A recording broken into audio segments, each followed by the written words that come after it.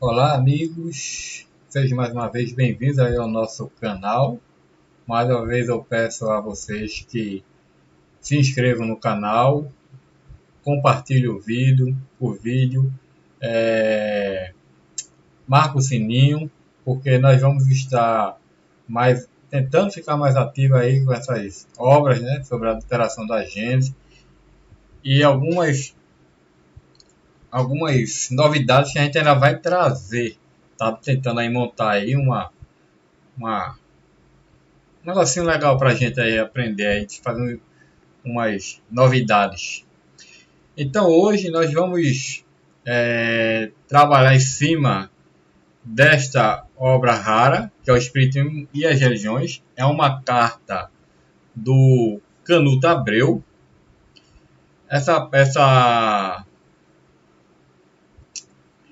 carta dele são 31 páginas, mas nós vamos só rever 7 páginas, que é justamente quando ele vai falar sobre Rustang trabalhando em cima da Gênesis, né? Ele fez a pesquisa, ele tinha já encontrado as alterações, assim como o Henri Sol se fala, então ele vai falar um pouco sobre esse questionamento em 7 páginas. Então é essa parte que nós queremos trazer, mais uma parte das provas sobre a adulteração da Gênesis de Kardec, né? Que foi feita a quinta edição, que não é de Kardec.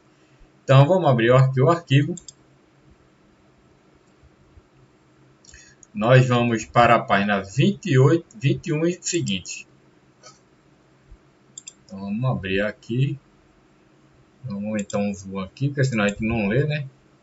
Vamos procurar aqui onde ela começa aqui. Lá, cadê?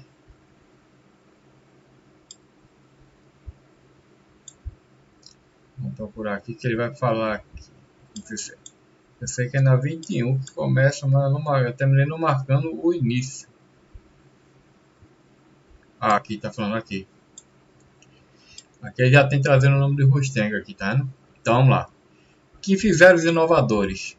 Com o fundamento de aperfeiçoar a doutrina de Kardec, adaptaram a extravagância religiosa de Rustang, já fulminada pelo mestre, com argumentos refutáveis, ao vir à luz. O Jesus fluídico daquele escritor fascinou a nova seita, centralizam-na a concepção de um espiritismo beato, tão inconsciente e falso como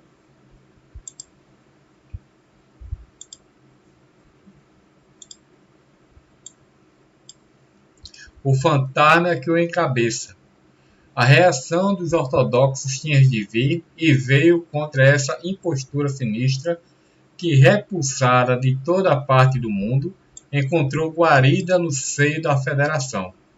Exigia a coerência que os membros dessa associação se declarassem desligados do espiritismo e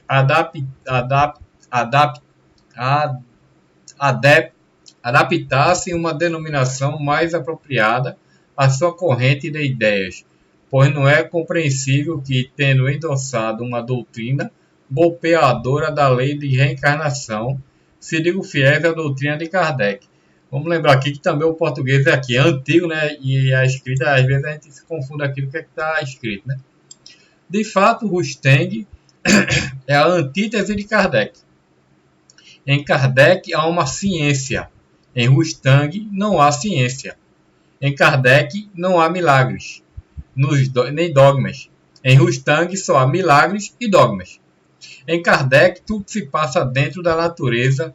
Em Rustang tudo se passa fora da natureza. Em Kardec há princípios definidos. Em Rustang não há princípios. Em Kardec há bom senso, unidade e lógica. Em Rustang, confusões e disparates. Em Kardec, tudo se prova, tudo se verifica, tudo desafia a observação experimental, motivo pelo qual é a ciência e converse. Em Rustang, tudo é indemonstrável, inverificável, sobrenatural, oposto à razão em Kardec. Oposto à razão. Em Kardec, os fatos se harmonizam com as leis e com a concepção de um Deus. Em Rustang, os fatos brigam com as leis e com a providência divina. Em Kardec, Jesus é um espírito puro, reencarnado na Terra, não já para expiar faltas passadas, mas em cumprimento de uma sagrada missão. Em Rusteng, Jesus é uma exceção à lei fundamental da reencarnação e, consequentemente, à negação dessa lei. Em Kardec, Jesus, homem, nasce e vive como todos os homens. Como eles, padece a morte corporal.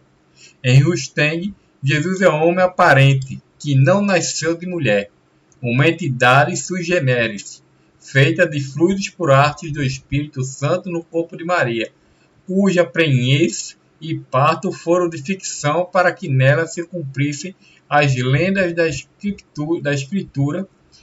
Sendo assim, Maria sem filhos e Jesus um fantasma de vivo que nasceu e não nasceu e todavia existiu. Um ser sobrenatural que, escapando a todas as leis da fisiologia, apareceu pequenino, mamou, cresceu e durante 33 anos viveu fluidicamente, a engasopar o gênero humano, fazendo jejuns, ele que só fingia comer, sofrendo sede, ele que só em aparência bebia, valendo-se de sua natureza ilusória para simular padecimentos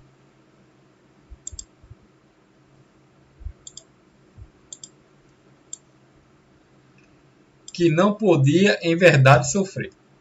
Tudo isso, entretanto, não impediu que Rusteng e seus discípulos o considerassem mártir para os efeitos finais de sua religião. Rusteng não teve ao menos o mérito de originalidade, porque ele apresenta como revelação dos evangelistas e apóstolos a sua pessoa.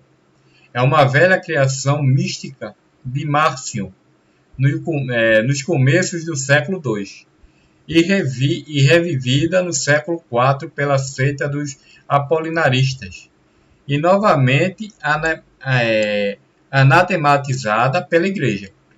Eis a heresia que o senhor Rusteng desenterra da poeira dos tempos, acobertando-a com a autoridade daqueles oráculos, certo de que os espíritos não se dão ao incômodo de vir à Terra desmascarar as mistificações que em seu nome se praticam. Dessa hibridez do espiritismo com a superstição e o sobrenatural, só podia resultar em tecido de incongruências. Não se chega a saber o que aquilo é. O Deus de Kardec é uno, insexual, criador de espíritos, mas não reprodutor de corpos e deuses. Rusteng considera Jesus descendente direto de Deus, um desdobramento de seu ser, ou seu igual, um seu igual. Seus adeptos combatem os dogmas católicos e aceitam os dogmas da Trindade e da Virgindade, tão inconcebíveis ambos que os próprios padres qualificam-nos de mistérios e têm por grave pecado discuti-los. Encampando os dogmas da Trindade e da Virgindade, instituídos séculos depois da morte de Cristo, os adeptos de Rusteng, segundo o princípio de que um absurdo maior justifica o menor, deviam encampar também o dogma da infalibilidade e, no entanto, rejeitam-no. As inconsequências, porém, não param aí. Os discípulos de Rusteng se dizem monoteístas, mas aceitando a multiplicação dos deuses sem parelho aos politeístas. Isto no que concerne à religião. Com relação à ciência, o dissídio é maior, que os padres, no interesse de sua igreja em matéria de fé, e a despeito dos testemunhos evangélicos sobre o nascimento de Jesus e de seus irmãos, afirmarem que a virtuosa esposa de José continuou virgem, compreendendo-se visto colocar a igreja acima dos fenômenos invariáveis da procriação, mas que venham dizer inteligências emancipadas que não podem, sem afronta à coerência e à razão.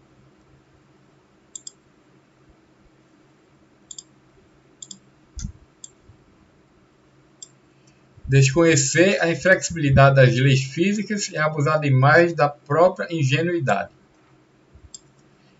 Apegam-se os inovadores, ao princípio da evolução e do progresso como uma terceiriense, que as leis sociais mudam, que os costumes se transformem, que as ideias se adaptem às circunstâncias criadas, que as artes se modifiquem, que as línguas se aperfeiçoem, que da prática se passe a ciência, que decretos oriundos de nossa vontade derroguem outros da mesma procedência. Há nisto evolução. É nesse terreno instável tanto se pode evoluir para melhor como para pior. Mas uma verdade demonstrada estabelecendo uma lei física que tem evolução, pois evolui somente o que pode mudar. Quando se prova que 2 e 2 fazem 4, que o corpo imerso em um líquido perde uma parte do seu pouso igual ao peso líquido deslocado, que é o volume de um paralelepípedo é determinado pela multiplicação de suas 3 dimensões, que os corpos se atraem na razão direta das massas e na inversa do quadrado das distâncias, tais verdades, independentes de nossa vontade, são fixas, invariáveis de todos os tempos, em todos os lugares, livres de exceção, e ninguém nem mesmo para servir a Deus as pode mudar e fazer evoluir. E o característico da ciência, a descoberta fortuita de princípios novos, enriquece o cabedal. A ciência, nesses casos, não muda nas verdades adquiridas, não sofre evolução, então somente cresce, progride. Assim, de acréscimo e desdobramento sucessivo das leis, se formaram e se formam as ciências positivas. Ora, o Espiritismo, ciência da alma, tem um conjunto de leis irrevogáveis, físicas e morais, que lhe formam o esqueleto. É uma ciência positiva. Entre essas leis, já fixadas por numerosas observações, leis que não dependem do arbítrio dos homens nem dos espíritos, está a lei fundamental da reencarnação, da qual decoro e aperfeiçoamento progressivo as missões espirituais e temporalidade das penas e pluralidade e hierarquia dos mundos habitados. E na ordem moral, na ordem do culto, Deus, a força suprema dominando com sua lei de misericórdia e justiça os destinos dos seres em marcha ascendente para a perfeição. Quem, pois, não aceitar, não integra, na íntegra, com todas as suas causas e consequências, a lei fundamental da reencarnação será tudo o que quiser, menos adepto. Vamos para a próxima.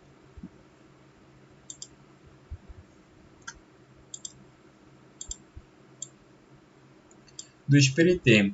Abrindo exceção a essa lei básica do monumento kardecista, renegando-a para servir a sua fé religiosa, fazendo Jesus, que é como nós outros, filho espiritual de Deus, um Deus à parte, concebido pelo Espírito Santo no ventre de uma mulher casada, afirmando que tudo isso, concepção, parto e vida corpórea, não teve realidade, que foi aparente o fluídico, revogando a lei da reprodução dos seres, em detrimento do próprio Jesus, quando ele oferecia o mais belo exemplo da doutrina espírita no seu desenvolvimento e na sua finalidade. Os Teng e seus discípulos repudiaram por completo os ensinamentos da revelação. E eles, tão versados na leitura dos evangelhos, esqueceram as palavras do mesmo Jesus, quando este mais de uma vez esbaçou a lei da reencarnação e da pluralidade dos mundos habitados. Ninguém chegará ao reino do céu sem voltar muitas vezes à terra. Há muitas moradas em casa do meu Pai. A palavra paz Jesus a tomava no sentido espiritual e não no sentido material que erroneamente lhe atribuem. Ele se dizia filho do homem, e que homem seria esse senão José, o marido de sua mãe? Evidentemente, se o Cristo, por ter atingido a perfeição das virtudes, estava no céu, e se para chegar ao céu todos têm de reencarnar frequentes vezes, e de presumir que, por essa prova, passou ele, vindo agora não por motivo de expiação, mas como um dos muitos enviados de Deus, com a missão de instruir os homens. Ante a palavra autêntica do Cristo, que vale dos supostos inspiradores de Rustem, nele, pois, se realizava a doutrina em todo o seu esplendor, e assim o deve considerar um verdadeiro espírita, sem misticismo, desnecessários que, longe de argumentar, eu acho, ao contrário, o diminui, tirando-lhe o mérito de suas próprias obras, o meio de o venerar, de elevar-lhe a altares, é seguir os exemplos, praticar-lhes os preceitos. E tais preceitos que, em resumo, em amar a Deus sobre todas as coisas e ao próximo como a si mesmo. Pois para isso é forçoso tornar o Cristo objetivo de tamanhas complicações, de tantos dissídios, de controvérsias fúteis em torno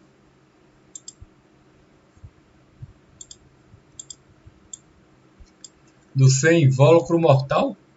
E não é insensatez fazer de tal frivolidade um motivo de religião? E para construir essa religião não é insânia querer arrasar toda a fisiologia, toda a biologia e todas as leis inflexíveis da natureza? Pelo amor de Deus! Tão desapoiada estava a doutrina de Rosteng que houve necessidade de arranjar-lhe uma base que fizesse seus discípulos. Apelaram para as experiências de Crookes, deturpando-as, porém, como antes haviam deturpado Kardec. Eis a súmula de seu argumento. Se o espírito de Kardec, se o espírito de Kate King, revestindo um corpo de solidez carnal feito de fluidos, viveu 4 anos em casa de Crookes, como parte da família, conversando, brincando, narrando episódios de sua vida na Índia, deixando-se auscultar, passeando ao braço do sábio físico. Se esse fantasma de mulher conseguiu durante tão largo período confundir-se com os mortos, não é nenhum absurdo dizer que Jesus, de essência divina, teve um corpo fluídico de aparência humana, graças ao que pôde, por espaço de 33 anos, viver como um mortal entre os mortos e iludir a todo mundo sobre a sua natureza real. Põemos o resto de lado. Dessa premissa concluiu-se a perfeita analogia entre a existência de Kate King e a materialidade aparente de Jesus, uma provando a outra. Concluiu-se mais que a natureza astral do corpo de Jesus e sua vida fantástica de homem tem por si a consagração da ciência. Mas de onde tiraram estes romances de diretores da Federação? Da obra de Crookes, juro, ou que não foi? Tenho aqui a versão francesa de J. Liddell, editada pela livraria Pellemari de Paris, Recherches sur les phénomènes du spiritualisme, nouvelles expériences sur la force physique, par William Crookes. O que nessa obra se lê dos trabalhos feitos com o famoso médium Florence Coke é tudo quanto há de mais contrário à impostura religiosa do Sr. Rustem. Kate King nunca morou em companhia do célebre físico. Não foi seu comensal. Não teve ali a vida humana que se lhe quer emprestar. Kate só parecia visível e tangível por ocasião das sessões presentes.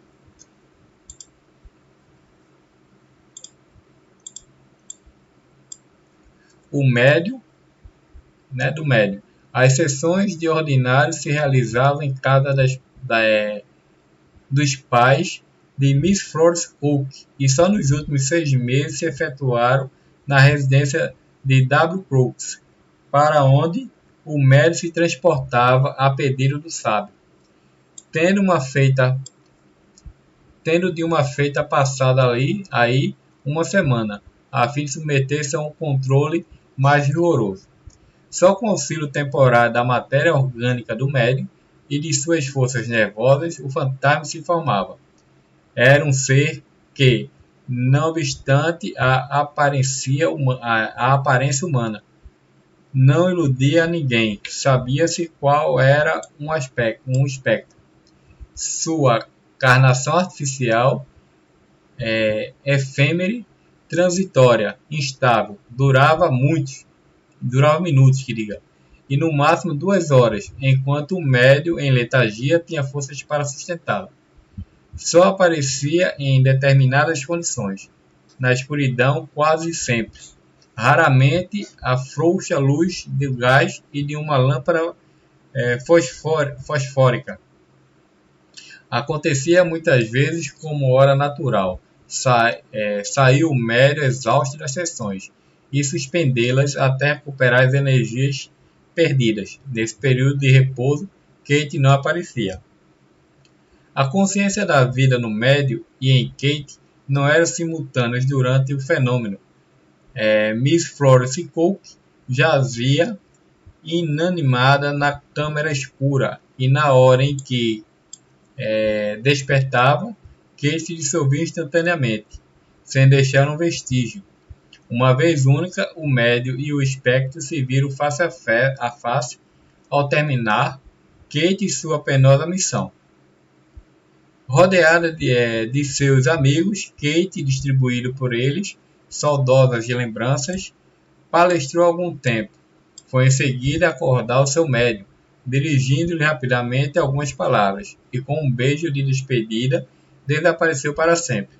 Kate nunca teve em casa de Crooks, ou em qualquer outra parte, a vida normal de um ser terrestre.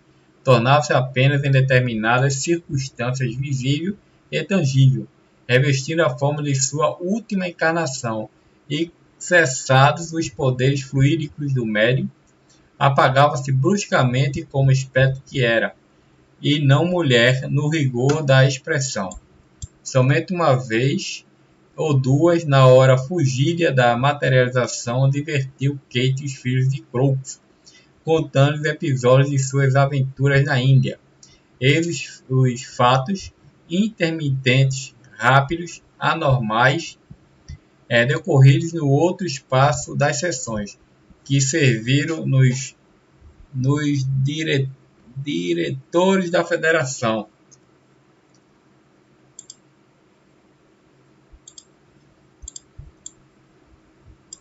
Espírita para dar uma base científica a desvairar a concepção de Rustem. Eis os fenômenos de onde deduziram que ter Kate morado fluidicamente em corpo próprio durante anos em casa de Crooks, como hóspede, a semelhança de qualquer mortal. Tudo isso, alguma analogia com a vida de Jesus? É possível, sem ofensa à razão, equiparar uma existência a outra? Fazer de um fantasma a prova justificativa de um caso aberrante de todas as leis naturais? Isso aqui ele está fazendo a comparação no capítulo 15 da Gênesis, de quinta edição, quando vai falar do desaparecimento do corpo de Jesus. Então ele está fazendo a mesma analogia aqui, o Canuto Abreu, junto com o que o Rustem e Ilemarie fizeram na quinta edição da Gênesis. Ele está fazendo a comparação das histórias. Fantasie o que quiserem, a vida do Nazareno, vida real, normal, permanente e contínua, de que do berço do Calvário passou-se inteira no seio da multidão, em plena luz, às vistas de todos, entre alegrias e privações, triunfos e martírios. Não sofre paralelo com a vida esfera dos espectros. Fosse uma realidade Jesus de Rustem, estaríamos em face do mais insigne comediante de quantos tenham pisado ao solo do planeta. Mas basta. Crenças respeitam-se dessa seita protestante. Não me ocuparei do certo se a não pretendessem cobrir com a bandeira do espiritismo que a segue. Abandona Kardec. O espiritismo de Kardec, fundado em fenômenos e provas decorrentes de leis, só reconhece na ordem moral um Deus. É uma doutrina lógica íntegra da dualidade da vida, perecível em parte imortal, uma material palpável, outra astral, é imponderável, onde reside a individualidade da união de ambos pelo laço do perispírito, pertencente ao astral, nasce a vida do corpo. O espírito é renovador, eterno do ciclo vital. É encarnação, sobrevivência, reencarnação, expiação, aperfeiçoamento, ascensão e outros mundos mais puros, os mais felizes. Tais as fases dos destinos da criatura através dos tempos. Essa lei do progresso não sofre exceção. Desse desdobramento sucessivo da existência em novas existências, que se adiantam de grão em grão, surgem as elites celestiais, o consequente aparecimento em várias épocas de enviados do Altíssimo, encarnados ou não, com a missão de impulsionar o adiantamento moral dos povos. O itardecismo aceita tais enviados como entes superiores, mas não lhes dá foros descendentes do Eterno. Deus não tem prole. Deixemos, portanto, os sectários de Rustem com o seu Jesus